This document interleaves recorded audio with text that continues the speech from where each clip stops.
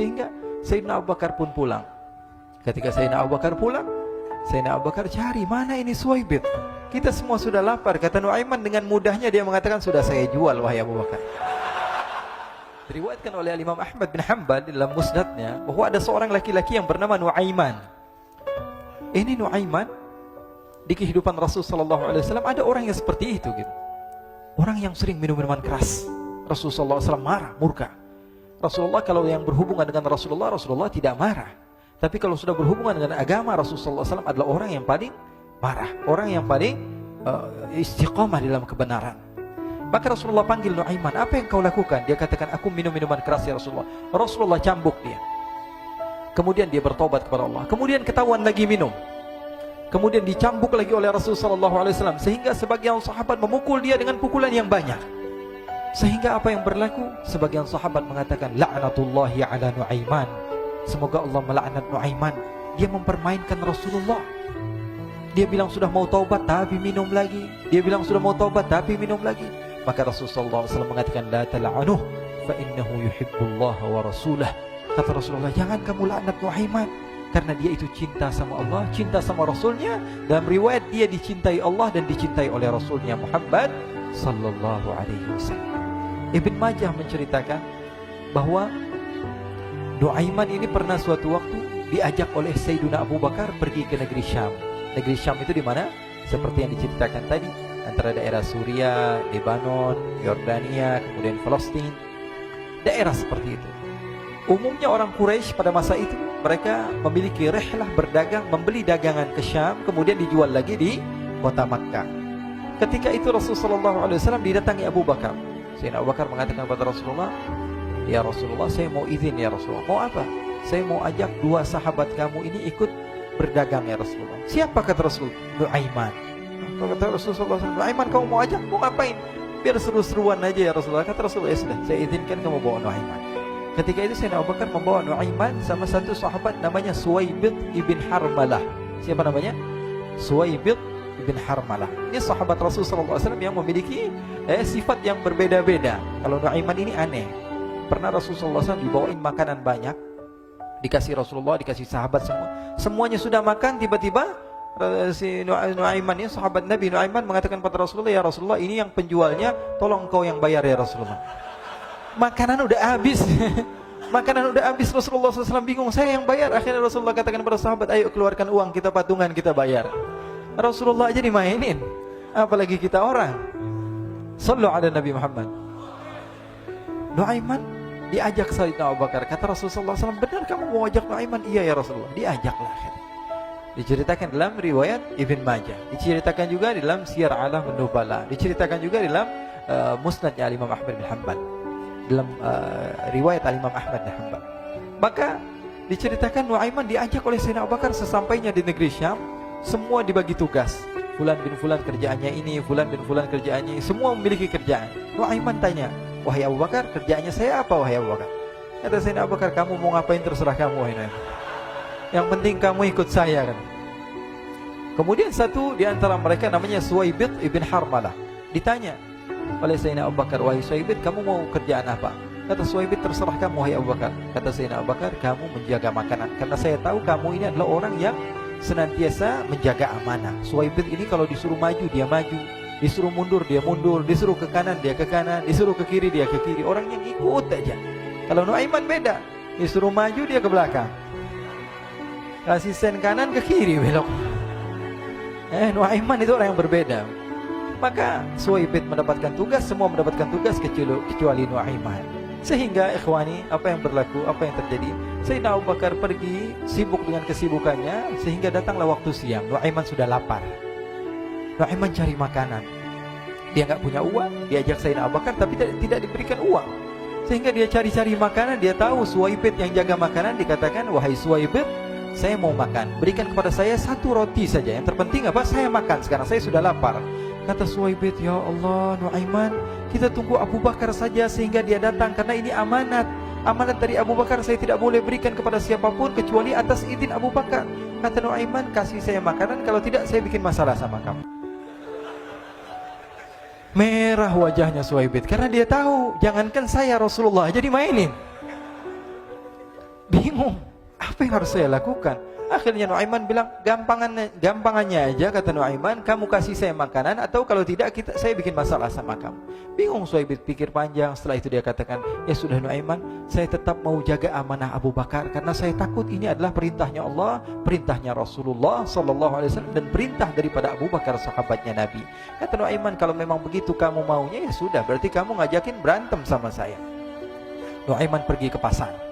Dia cari-cari tempat penjualan hamba sahaya. Dia lihat-lihat beberapa hamba sahaya. Ini berapa harganya? Ini katanya 10 qalanis. Ini berapa? Ini harganya, hitungan orang zaman dahulu, kita sih hitung seperti dirham, berapa ratus dirham gitu, 200 dirham. Yang ini berapa? 300 dirham. Yang ini berapa harga hamba sahaya? 300 dirham. Harganya antara 300, 200 sampai 100. Kemudian Nuaiman mengatakan kepada penjual hamba sahaya tersebut, saya punya juga hamba sahaya, tapi saya jual cuma 20 dirham saja, murah. Apa benar ada hamba saya harganya segitu? Iya, karena dia punya aib, ada kekurangan. Apa? Nanti kalau kalian tangkap, dia bakalan teriak, saya ini bukan hamba sahaya, tapi orang merdeka. Akhirnya semua orang berkumpul mau beli. Ini Nuaiman sama Nuaiman diajak ke Suhaib bin Harmalah tadi. Kata Nuaiman, itu ada orang yang berdiri sedang menjaga makanan, itu hamba sahaya saya, tangkap saja. Oh baik. Diberikan uang 20 dirham, dimasukkan oleh Nuaiman ke kantongnya, kemudian Suhaib ditangkap. Ketika ditangkap, Suhaib teriak, saya bukan hamba saya orang merdeka. Maka orang-orang tersebut mengatakan, saya sudah tahu kekurangan kamu. Ini memang kekurangan kamu, memang kamu, tapi saya tidak perlu dengan bacot kamu, yang penting kerjanya kamu gitu. Ya kan hamba saya untuk apa? Untuk kerja. Mau dia ngomong apa, mau ngomel terserah, yang penting dia mau kerja. Akhirnya ditangkaplah Suhaib dan dijual di pasar. Nuaiman punya uang banyak ini. Dia beli makanan, dia beli minuman, dia beli hadiah buat Rasulullah. Dia beli macam-macam di negeri Syam ini. Waktu itu adalah superpower, adidaya Romawi. Pada masa itu semua barang mahal, tapi Nuaiman banyak uangnya. Dia belanja ini, belanja itu, sehingga Sayyidina Abu Bakar pun pulang.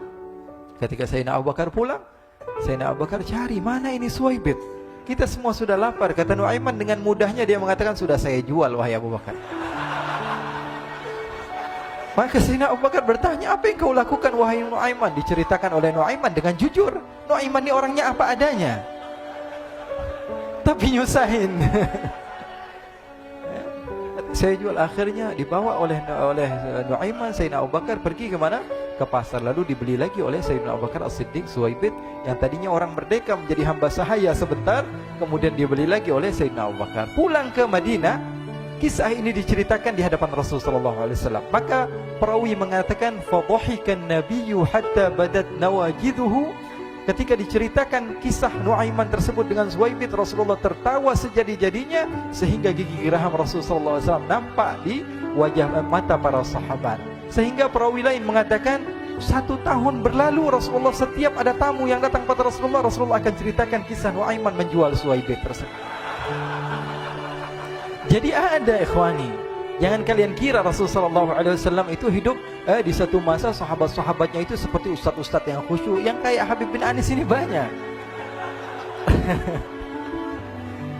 Bahkan ikhwani, mungkin di akhir karena masanya sudah habis, pernah suatu waktu Rasulullah SAW didatangi asyraf, delegasi dari beberapa negara yang ingin mengenal apa itu agama Islam. Sehingga mereka datang ke rumah Rasulullah SAW membawa unta, kendaraan yang ketika itu kendaraan yang paling mahal mereka miliki, itu untanya yang paling mewah. Diikat di depan rumah Rasulullah SAW. Tamunya pun masuk, duduk bersama Rasulullah SAW. Di depan rumah Rasulullah SAW ada beberapa sahabat. Ada Sayyiduna Hamzah. Kalian tahu Sayyidina Hamzah adalah orang yang pemberani. Ada Sayyiduna Umar. Kalian tahu Sayyidina Umar adalah orang yang pemberani. Ada Sayyiduna Ali bin Abi Thalib. Ada Sayyiduna Sa'ad bin Abi Waqqas. 4 sahabat ini lagi nongkrong gitu depan rumahnya Rasulullah SAW, berjaga sebelum Allah Subhanahu wa taala turunkan ayat wallahu ya'simuka minan nas. Ketika mereka sedang asyik duduk, tiba-tiba Nuaiman datang. Ini Nuaiman kalau datang pasti bikin sesuatu yang aneh. Bahkan dikatakan tidaklah Rasulullah SAW dalam keadaan bersedih, kecuali Nuaiman datang Rasulullah akan tersenyum.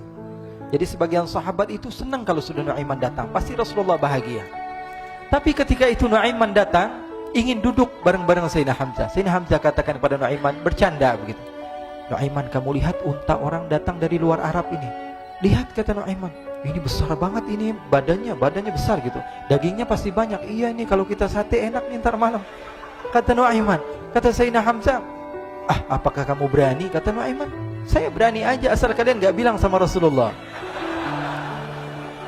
Kata Sayyidina Hamzah, benar wahai Nuaiman, benar kan? Akhirnya Sayyidina Hamzah lupa masalah itu, cuma bercanda-bercanda saja. Sayyidina Hamzah lagi asik sama Sayyidina Umar, Sayyidina Ali. Tiba-tiba apa? Ternyata ketika dia melihat unta tersebut sudah pisah antara kepala sama badannya. Nuaiman mengatakan, wahai Hamzah, ini unta saya sudah potong, saya mau pergi sebentar. Kalau Rasulullah cari saya, tolong jangan beritahu di mana saya. Nanti kalau keadaan sudah aman, mari kita nyate bareng-barengan. Ini ada yang seperti itu di zaman Rasulullah SAW. Maka dia pun berlari dan berlari mencari satu tempat supaya Rasulullah SAW dia selamat daripada Rasulullah SAW. Sehingga Sayyidina Hamzah bingung, ini kalau Rasulullah keluar gimana? Ada Hamzah Asadullah, ada Ali bin Abi Thalib, ada Umar, gak bisa jaga kendaraannya, tamunya Rasulullah SAW.